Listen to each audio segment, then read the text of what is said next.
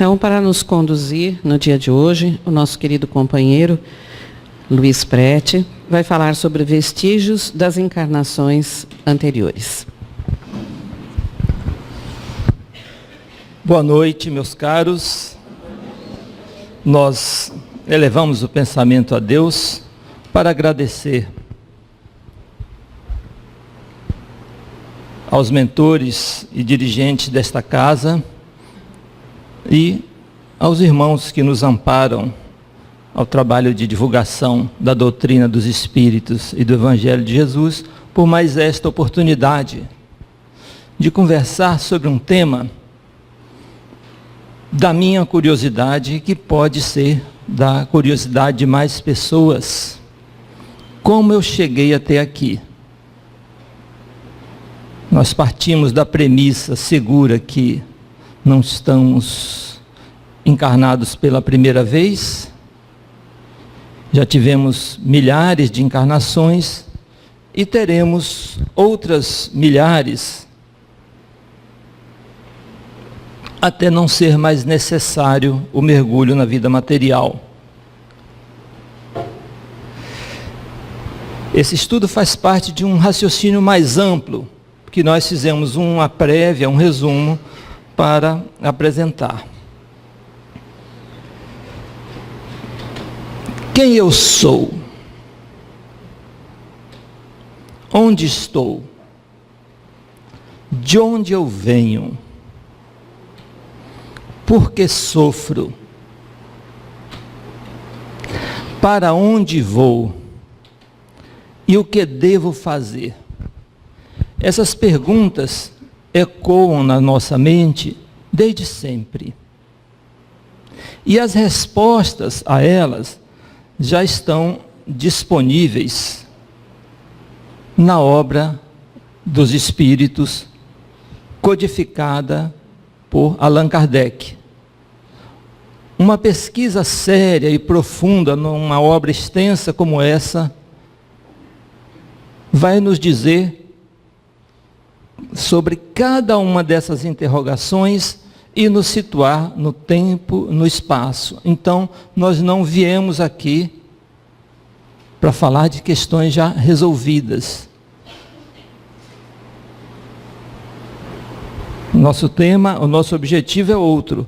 E aí nós partimos de uma fundamentação. Passamos as existências corporais em diferentes mundos. Essa informação é muito importante. Na casa do meu pai, as muitas moradas. Nós temos milhares de planetas no mesmo nível evolutivo da Terra, adequados ao nosso grau de elevação e às nossas necessidades evolutivas. Todos os mundos são solidários. O que não se faz num, faz-se noutro. Ou seja, quando nós atingimos a nossa necessidade evolutiva em um determinado orbe, imediatamente nós buscamos algum outro que tenha um panorama social, político, econômico, adequado à nossa necessidade evolutiva para dar o próximo passo. Se verificam na Terra ou em mundos equivalentes as existências mais materiais e mais distantes da perfeição. Isso é uma síntese das questões 172 a 176. É muito importante sabermos isso, porque o conhecimento, as descobertas, nos envaidece ao ponto de acharmos que estamos próximos da perfeição ou da evolução, e na verdade, muito, muito há por se fazer. Durante a encarnação, o espírito se reveste de dois envoltórios, um sutil e leve, outro, o perispírito, outro grosseiro e material e pesado, o corpo. Questão 141. Então, nós podemos simbolizar com essa imagem aqui. Nós temos o espírito, uma chama, um perispírito e o corpo. Vamos mentalizar bem o fato de o perispírito ser sutil e leve, e de revestir o espírito, ficar no meio entre um e outro. Mentalizemos bem isso, que essa informação é necessária. O perispírito, como laço que une o corpo ao espírito, interage com a eletricidade. Eletricidade é o que faz o nosso corpo se mexer. O ar, os sólidos e os líquidos que ingerimos são transformados em calor, e esse calor é transformado em eletricidade e faz o corpo se movimentar. Essa é a, digamos, fisiologia energética do corpo. O fluido magnético e a matéria inerte para assimilar as sensações exteriores. Então, a matéria não age sobre o espírito. Nós precisamos do perispírito para animar o corpo e receber sensações. Por meio dos órgãos do corpo, o perispírito transmite ao corpo físico os efeitos materiais das sensações exteriores e conduz ao espírito as repercussões morais por elas reproduzidas, ainda na questão 141. Como podemos exemplificar isso? Se eu tenho um choque mecânico e o corpo é atingido, a sensação é produzida pela zona sensorial, que é o perispírito. Que a sensação, ela se reflete no corpo, e a minha reação psíquica ao choque mecânico, ao que me atingiu, é que dá a repercussão moral. Eu posso sentir raiva, medo, angústia, preocupação com o que me aconteceu. Vamos tentar exemplificar de um modo mais seguro isso aqui, certo? Quando eu pratico uma boa ação, eu estou captando energia mais elevada, energia mais depurada.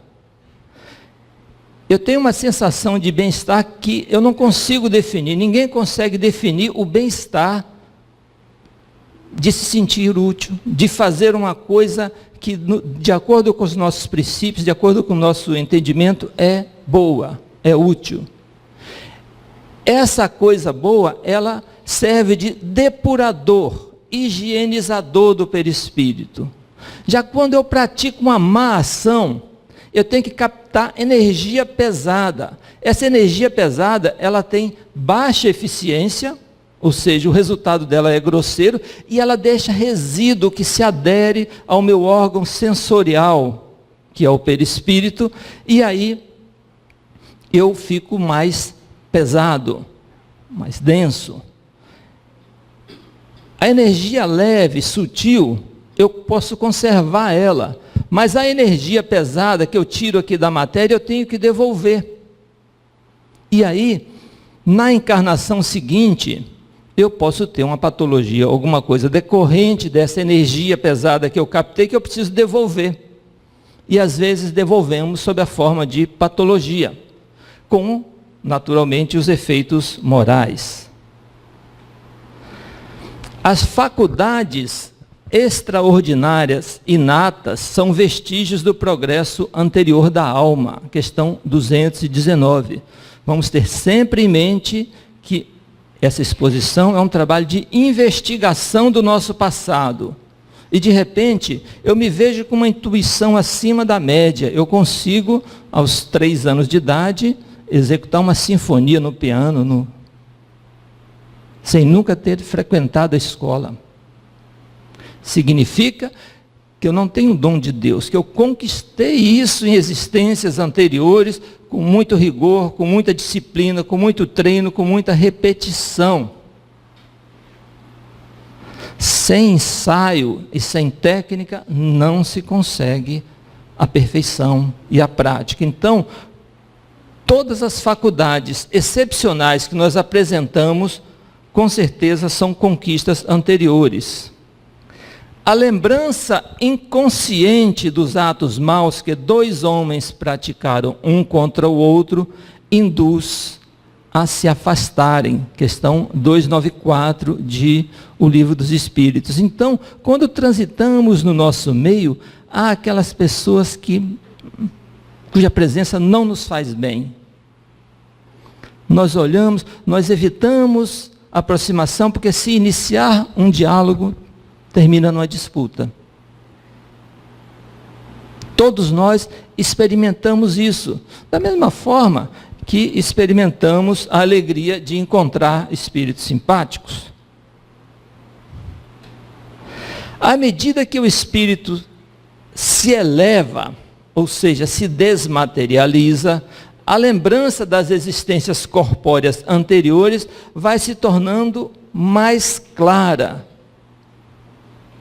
Como é que o espírito se eleva? Aquela massa densa, aquele resíduo que aderiu ao meu perispírito por eu ter utilizado energia pesada na vida de relação, quando eu vou me livrando dela nas encarnações e o meu perispírito vai se tornando mais leve, certo? Eu tenho uma imagem mais clara do meu passado. Isso aqui nos dizem os espíritos na questão 397.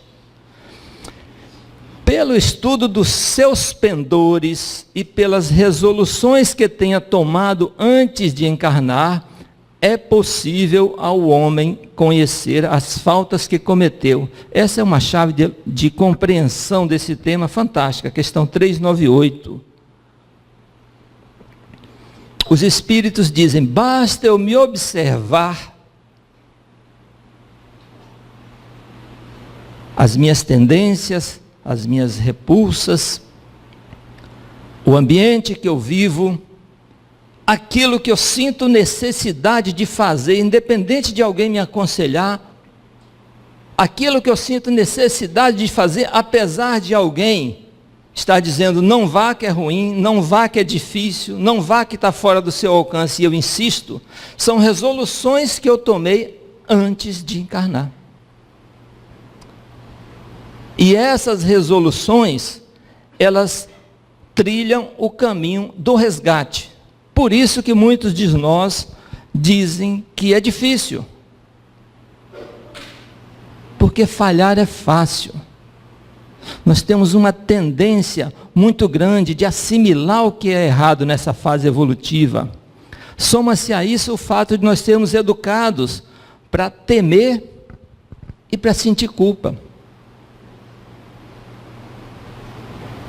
Esse ambiente psíquico que faz com que seja muito mais fácil ser pessimista, se der certo deu, se não deu eu não sofro, do que ser otimista e apostar, arriscar.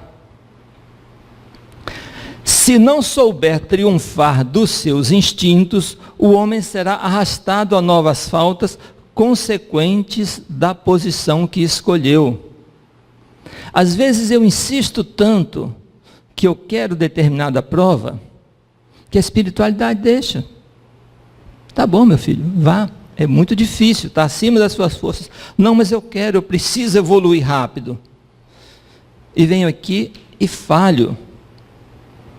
Basta olhar o nosso cenário político. Todos nós, encarnados e desencarnados, estamos no nosso melhor momento e somos todos bem intencionados. Ninguém faz o mal pelo mal, porque fazer o mal não é lógico e não faz nenhum sentido.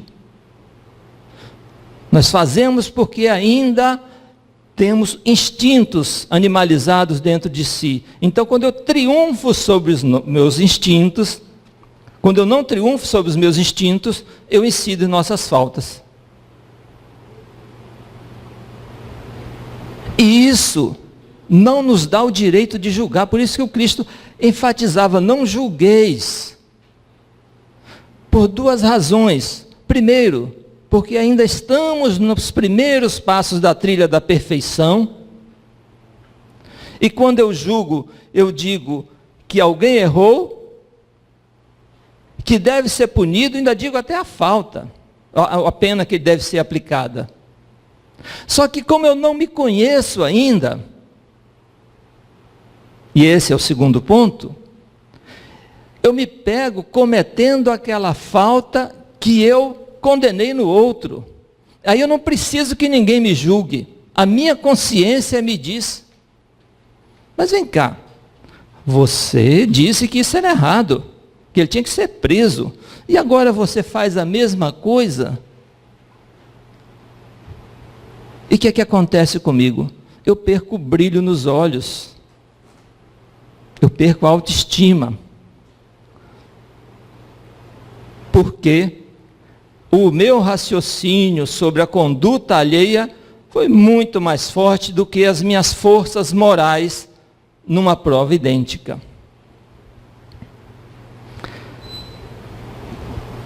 Eis a nossa casa.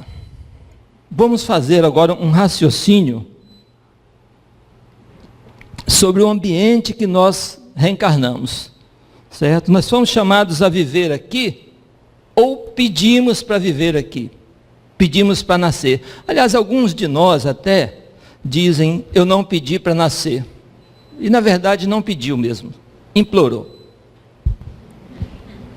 certo? Preciso, quero, a terra é o quente, é o lugar em que eu vou progredir, é lá que tem tudo que eu preciso, então viemos parar aqui, certo? Então todo mundo está aqui porque pediu para vir, implorou. Vamos encher a nossa moradia de habitantes e vamos observar uma zona de pressão, onde está concentrada toda a riqueza do planeta, aproximadamente 20, 21 famílias, todo o poder, e aí seriam aqueles que nos governam, e toda a força que reprime tudo que afronta poder e riqueza. Vamos colocar aqui do lado um centro de tensão, em que aqueles que resistem à pressão tendem para a subversão, para o crime ou para a violência. Não aceitam se submeter à regra de uma minoria que tem a força na mão. Vamos colocar aqui do outro lado um centro de reflexão, em que temos o nosso intelecto, temos as academias e temos a ciência desenvolvendo. E acima, uma zona de alívio. Deus, ou religião, sob qualquer forma, arte e lazer. É nesse ambiente que nós vivemos. Certo? Então, a primeira reflexão que nós temos que fazer, onde eu me situo aqui? Onde o meu coração está e qual o lado que eu rejeito? Onde eu não gosto de estar e não gosto nem de quem está lá. Certo? E nós sempre, encarnação a encarnação, nos repetimos. Por isso que firmamos tendência em qualquer desses pontos. Podemos estar em mais de um, mas dificilmente em pontos antagônicos.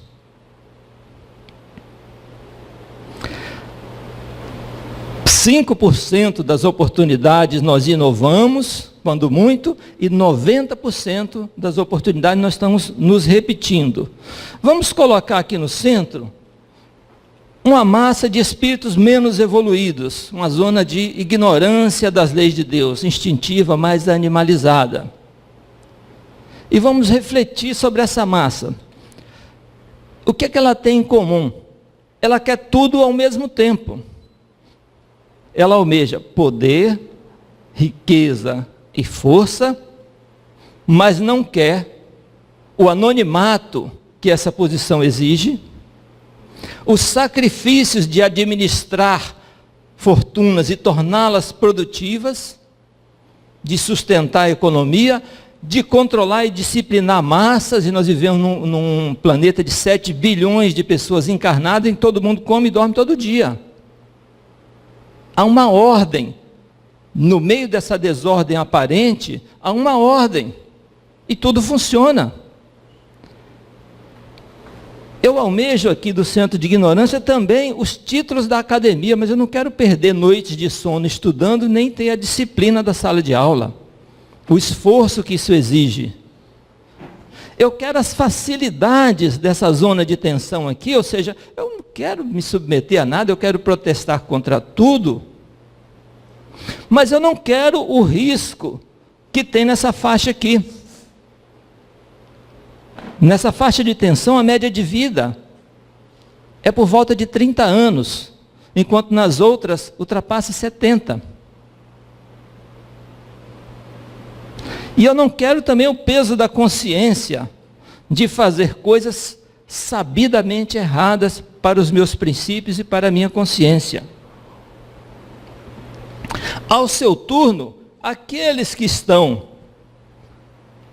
no entorno dessas forças, que já saíram da zona de ignorância, já compreendem melhor o funcionamento do meio em que fomos chamados a encarnar, eles se tornam operadores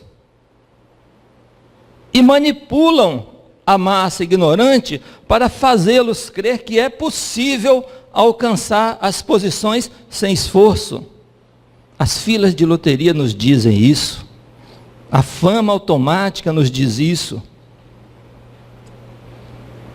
Bolsa de estudos, recrutamento do crime organizado e todas as outras formas de que quem está no controle dessas zonas como operadores faz a massa crer, para mantê-la em ordem.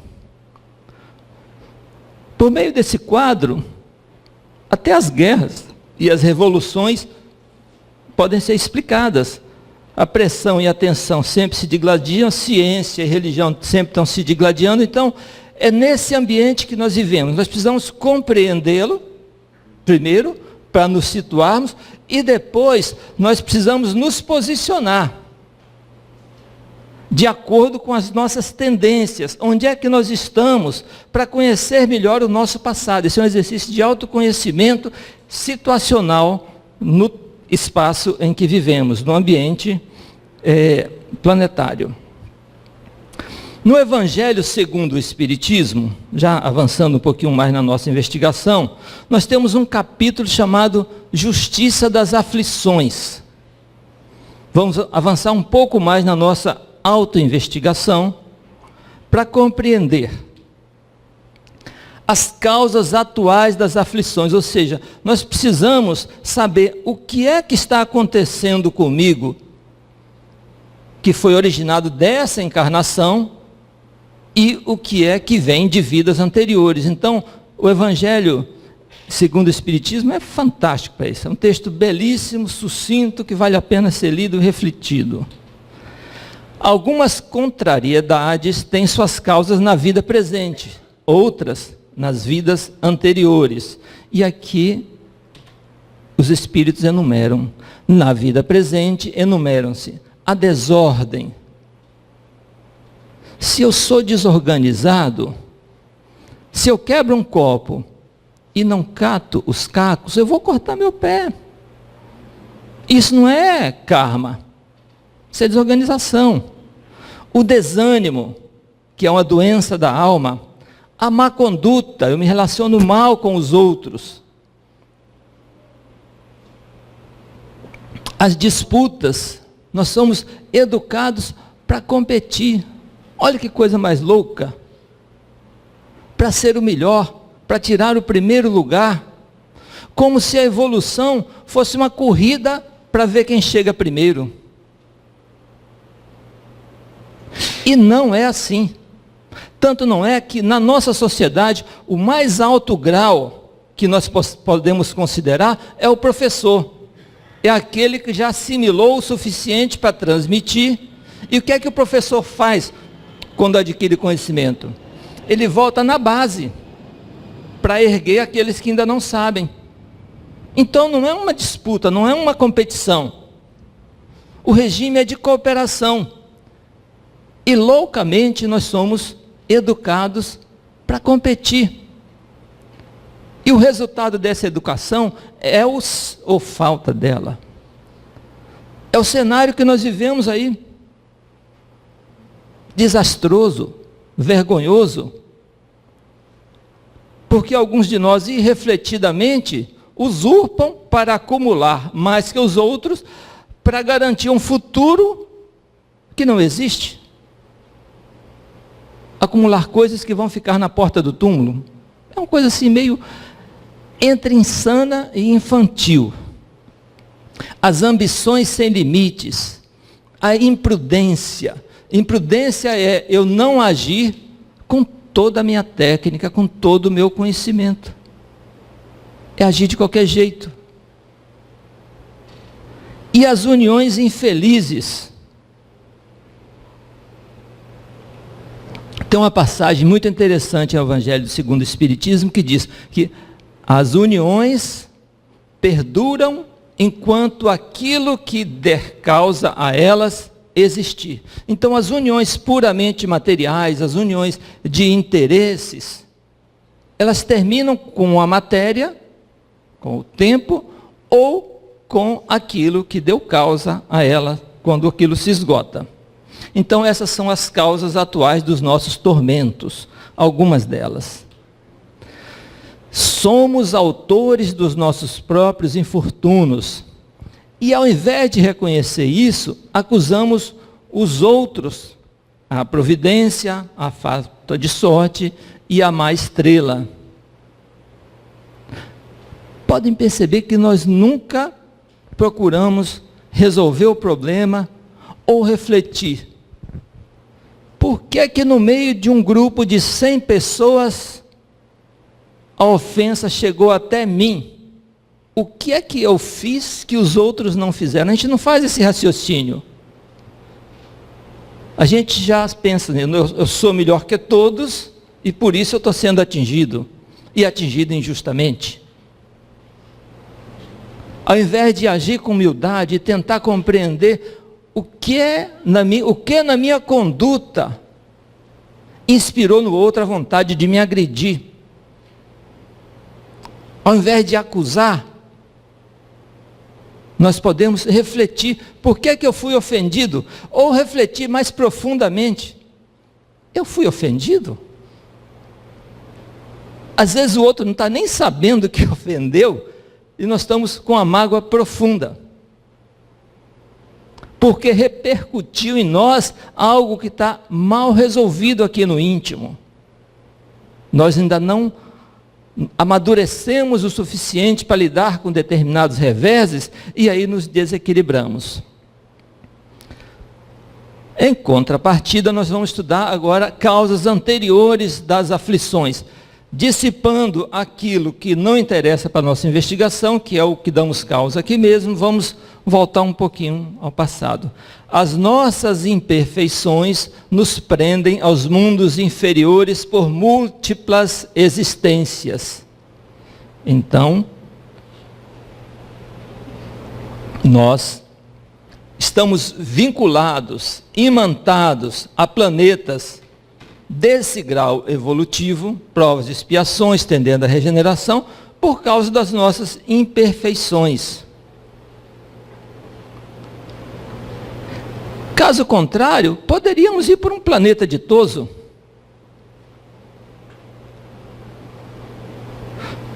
Mas qual é a minha bagagem para ir lá? Eu vivo a minha vida aqui igual aqueles de nós que andam com a carroça catando coisas pelas ruas. Vai passando aqui, vê uma coisa interessante, coloca ali na carroça, diz eu posso precisar, daquilo eu posso precisar. Acumulamos da mesma forma na nossa carroça psíquica, traumas, dores, ressentimentos, e vamos acumular coisas. Aí de repente a espiritualidade me convida, Luiz, apareceu uma vaga no mundo ditoso, vamos lá? E eu vou olhar na minha carroça, o que eu tenho que eu posso utilizar lá? Nada. Absolutamente nada. E o pior que é isso, eu não consigo me desapegar daquilo que está na minha carroça. Eu não sei se eu vou precisar, nem onde, nem quando. Por isso que nós ficamos imantados aos mundos inferiores por múltiplas existências. Nessa fase evolutiva, evoluir é muito mais deixar de fazer coisas do que fazer coisas novas. Estamos sujeitos a uma rigorosa justiça que nos faz suportar o que fizemos os outros suportarem, reparar os erros do passado e nos preparar para o futuro. Esse é o ciclo do nosso raciocínio. Tudo o que acontece conosco aqui é questão de justiça. E não é uma justiça que condena, é uma justiça mansa, que repara. Se no dia a dia e nos reveses que nós sofremos, diminuirmos um pouquinho só a importância que damos a nós mesmos, uma massa significativa de problemas está resolvida. Só diminuir a importância que eu dou a mim mesmo e eu vou ter muito menos problemas. As provas e expiações são adequadas às nossas necessidades evolutivas e proporcionais à nossa capacidade de suportá-las. Esse ensinamento do Evangelho segundo o Espiritismo cala fundo em nós. Porque a justiça divina, ela é equilibrada, ela nos deixa errar em atacado e nos permite corrigir em suaves prestações, até que chega um ponto que eu não tenha mais necessidade de passar por determinada expiação, porque eu já desenvolvi em mim um sentimento de amor que é muito mais útil para mim avançar do que ficar preso a existências. Então, o Jesus nos disse, o amor cobre 1 milhão de pecados, exatamente porque nós só passamos por provas necessárias, ou seja, suportamos aquilo que fizemos o outro suportar, e necessárias. Quando não for mais necessário, eu não preciso mais passar pela prova. Ou passo por ela sem nem perceber, porque eu já amadureci. Vem a dificuldade, que era uma barreira para mim há 5, 6 encarnações passadas, e chega agora e tiro de letra, nem percebo. Há interesses maiores. Então vamos agora entrar no 3º capítulo. Como eu estou? Nós, até aqui, até esse momento da exposição, nós coletamos ferramentas da doutrina espírita para fazer essa reflexão. Como é que eu estou agora? A partir do como eu estou, eu posso saber como eu fui. Não podemos nunca confundir com quem eu fui. Não tem relevância nenhuma ter sido um personagem importante da história. É vaidade. Importante saber como eu fui. Saber quem eu fui vai adiar o meu progresso. Saber como eu fui vai me situar. Porque aí eu posso projetar uma existência melhor e principalmente saber como serei. Se eu sei como eu fui, a partir de como eu estou, eu posso projetar a minha próxima encarnação facilmente. Eu posso escolher aqui e agora quem vai ser meu inimigo e meu amigo na próxima encarnação. Depende só da forma que eu tratar meus irmãos. Eu preciso só recuar um passo e observar. Se eu quiser ser um engenheiro dos melhores, eu posso planejar 10 encarnações para fazer isso. E aí, a partir de hoje, eu me matriculo numa escola, faço um vestibular, faço um curso de engenharia, viro um engenheiro sofrível, na próxima um engenheiro medíocre, depois eu vou evoluindo, na 10ª encarnação eu já sou um bom engenheiro. O progresso se faz assim. Então, ao invés de ficarmos remoendo o presente e o passado, por que não planejar um futuro seguro? Por que não, nesse momento, adequar nossas ações ao futuro que vem por aí e caminhar com um pé em cada dimensão, sem perder de vista os compromissos do passado e a vida presente, porque nós podemos nos sustentar, e um pé na outra, na vida futura ou na dimensão espiritual, consciente de que cada ação tem uma repercussão material, uma repercussão moral, e que eu vou responder por isso. Eu vou colher bem ou mal. Mas a colheita é sempre 30 por 1, 50 por 1 e até 100 por 1, do bem e do mal que fizermos. Essa é a lei. Vamos agora refletir mais proximamente. Vamos tentar entrar na nossa vida cotidiana e vamos trabalhar o que chamamos de dimensão psicocognitiva. O que é que me atrai? Onde é que está meu coração? Quais são as coisas que eu acho fascinantes? O que é que eu gostaria de ser? Isso me diz sobre mim. Onde eu não quero estar, o que é que eu rejeito? O que me incomoda? O que eu não quero estar perto? Como eu me porto? Equilibrada ou desequilibradamente? Com excesso de alegria, com desequilíbrio para um lado, ou com raiva, com desequilíbrio para o outro? Qual é a minha capacidade de reflexão sobre? Porque se eu venho de existências de desequilíbrio, eu não tenho como chegar aqui equilibrado, mas eu posso trabalhar para me equilibrar. O que é que eu ambiciono? E aquilo que eu ambiciono, eu tenho conquistas morais e intelectuais para alcançar?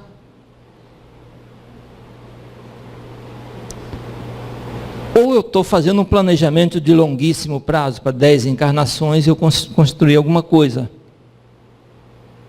O que não podemos é achar que tudo vai se resolver nessa encarnação. Querer apressar o processo e dizer, antes de eu desencarnar, eu tenho que consertar esse planeta. Até porque a ideia não é essa. Se para cada problema que eu resolvo, 2 aparecem, nós não estamos aqui para consertar. Nós estamos aqui para reforma íntima. Aptidões, quais foram as ferramentas que eu trouxe do passado? Muitas conquistas que nós temos foram ofuscadas aqui nessa existência, muitos talentos já conquistados, porque foram causa de grandes quedas pela vaidade. Então muitos de nós acham bonita determinada coisa, que às vezes já sabe fazer com excelência, mas com desequilíbrio psíquico.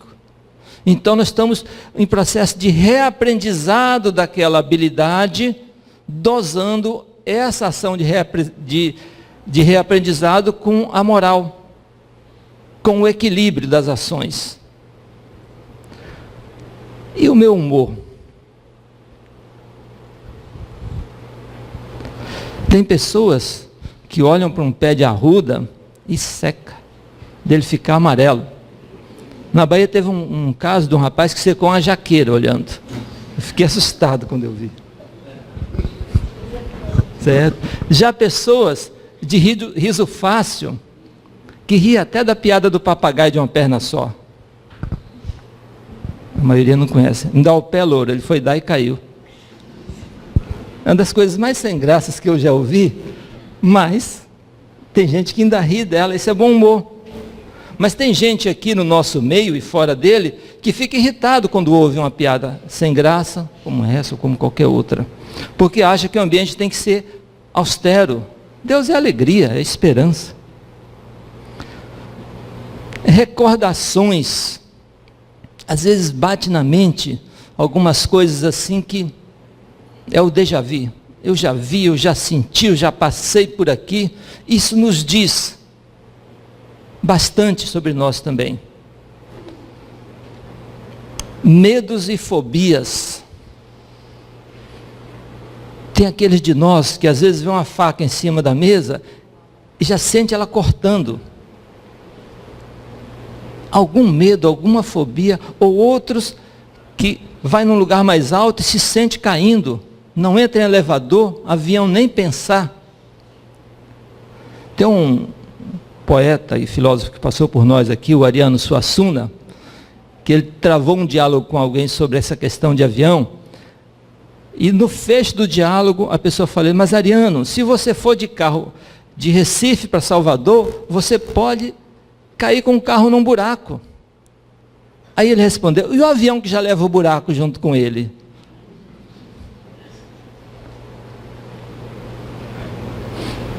Na dimensão físico-motora, desculpem. Limitações motoras.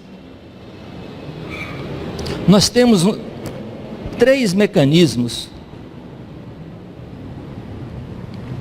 que precisamos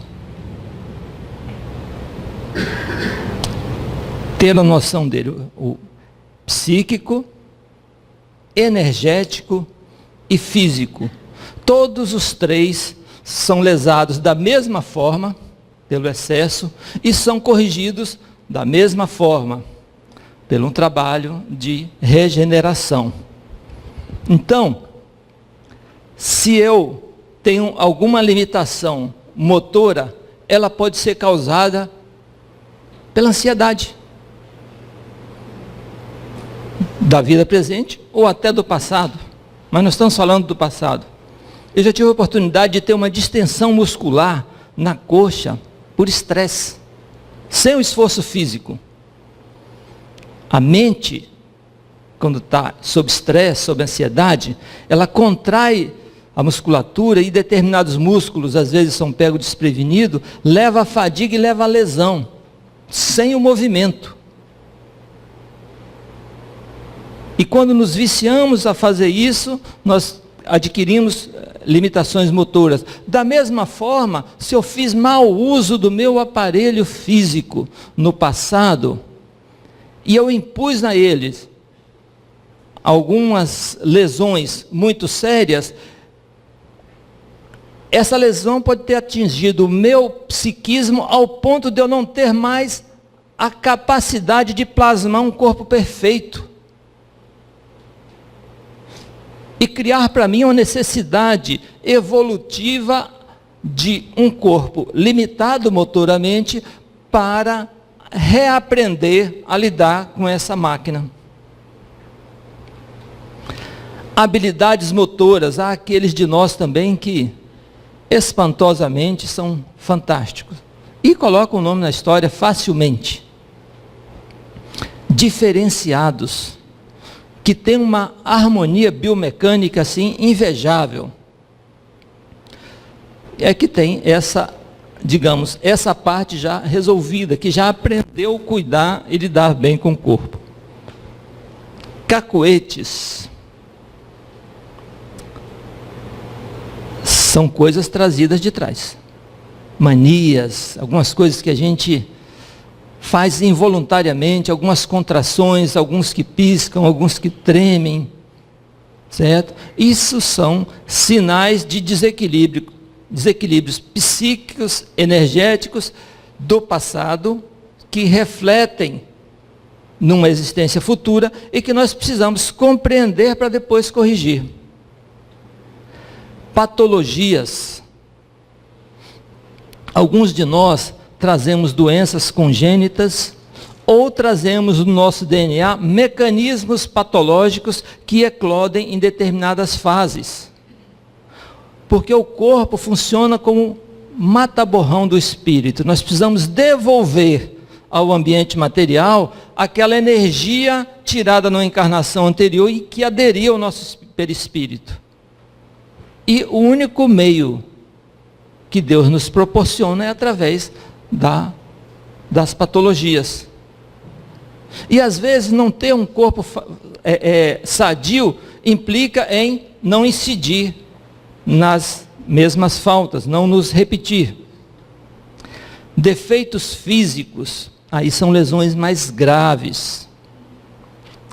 Pode acontecer de um espírito evoluído encarnar no nosso meio com um defeito físico muito grave para exercer um tipo de missão diferenciada em que ele não precisaria de um corpo perfeito, ou que um corpo perfeito o afastaria do que ele veio fazer, para viver naquele meio, e a gente consegue perceber algumas pessoas que se destacam por isso, mas a maioria lesou o perispírito, lesou o corpo no passado e vem com as consequências. Debilidades orgânicas também. Às vezes a gente respira mal, cansa. Por mais que se alimente, não consegue se desenvolver um corpo sadio. Isso é sintoma de intoxicação perispiritual. As energias não fluem. Você imagine uma casa com a fiação velha, com mau contato, com relé queimado, com tensão caindo, com fusível que toda hora tem que ir lá substituir. E imagine uma casa com a fiação nova, é mais ou menos isso. Quando nós temos algumas debilidades orgânicas, é porque o nosso espírito ainda não tá conseguindo plasmar alguma coisa perfeita. Nós precisamos nos livrar de alguns pesos de encarnações passadas para podermos nos vencer essa etapa. Na dimensão econômico-social, que é um outro ponto de observação, como lidamos com o dinheiro? É fundamental na existência material nós termos o equilíbrio financeiro. Isso só tem equilíbrio sabendo utilizar os recursos, fazer circular, reter o necessário e prosperar. A vida material é essa.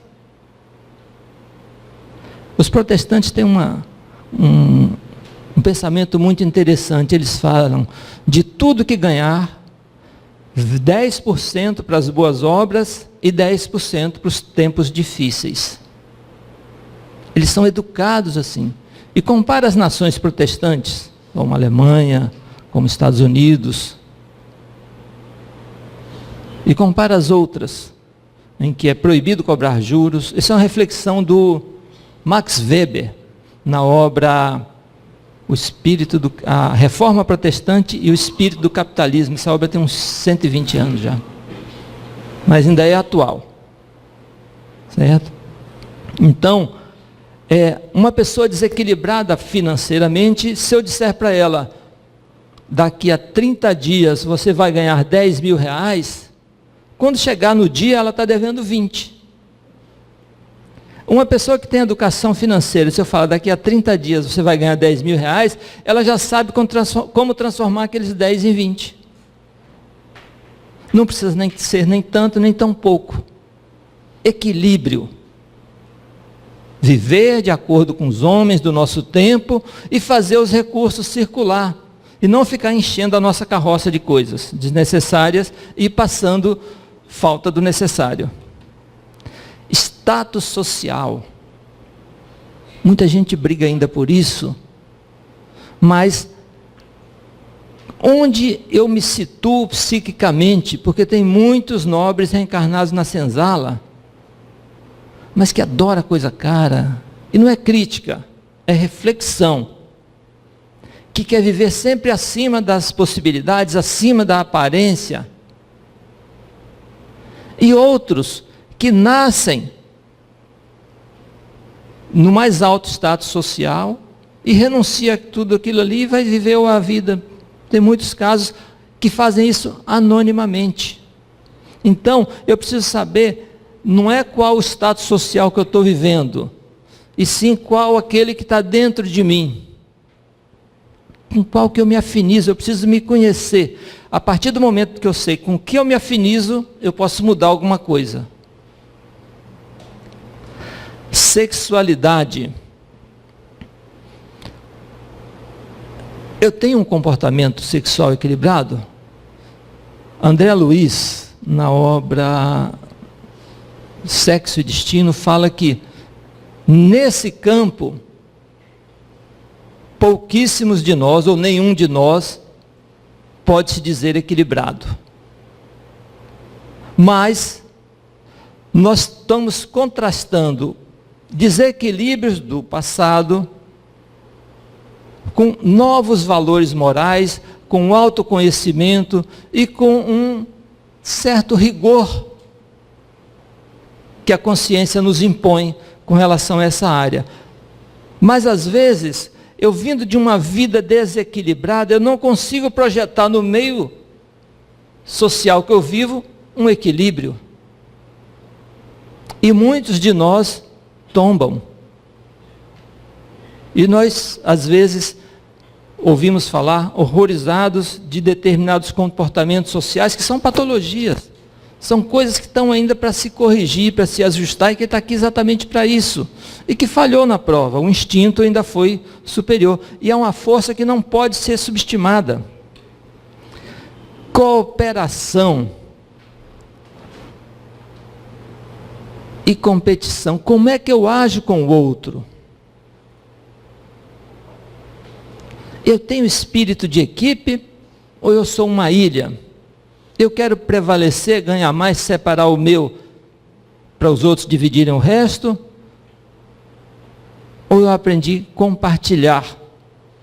Isso também me diz muito sobre mim e sobre o que eu trouxe do passado.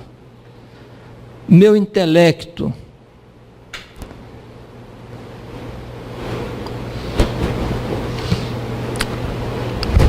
O capitalismo introduziu no nosso meio algo muito perverso, que é o chamado teste de QI.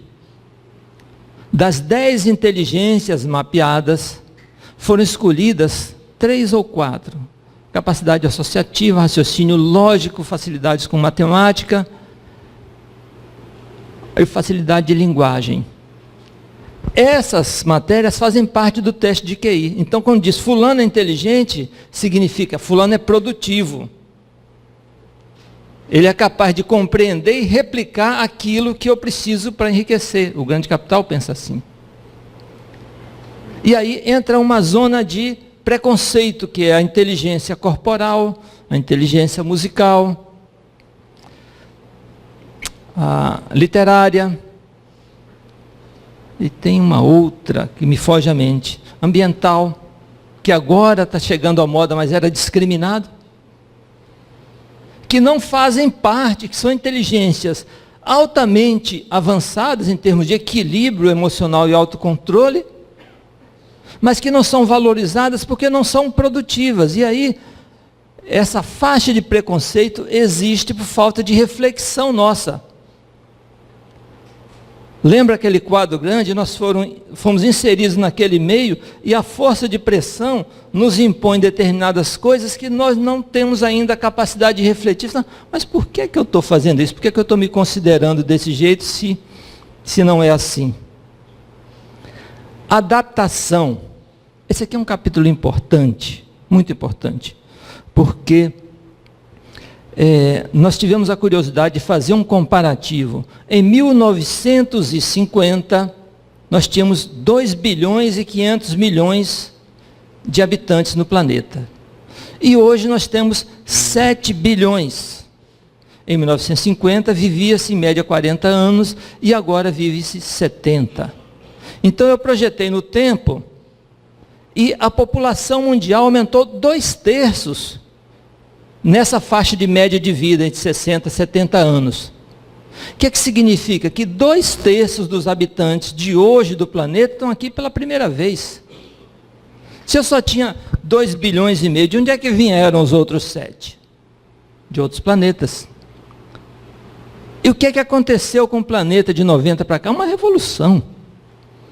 Mudou a superfície, mudou o ambiente. Nós passamos a guardar coisas na nuvem. Uma loucura. Nós passamos a materializar abstrações como coisas lógicas, como se sempre tivesse sido assim. Em contrapartida, esses novos habitantes do planeta, eles vêm completamente descompromissados com preconceitos, com tradições. Eles não estão aí para nada. Eles estão impondo aos 2,5 bilhões que já estavam aqui uma nova ordem de coisas e dane-se. O planeta está se transformando. E quem estava aqui em 1950 hoje é minoria. E essa geração, no Evangelho segundo o Espiritismo, nos diz que cada época é marcada por um grande vício e um grande defeito, e uma grande virtude. A grande virtude é o autodesenvolvimento intelectual. E o grande vício é a indiferença moral. São pessoas que pouco se importam com o que os outros estão sentindo. E não é crítica, é observação. E o nosso comportamento perante o outro vai dizer se estamos aqui ou não pela primeira vez. As nossas raízes psíquicas, aquelas lembranças, aquelas coisas do passado que a gente traz para a mente, pode nos dizer isso. Religiosidade.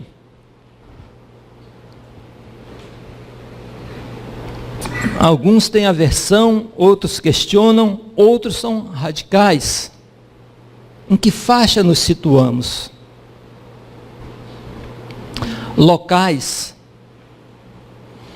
Alguns de nós, com 14, 15, antes dos 20, chega assim e fala: meu pai quer morar na Austrália.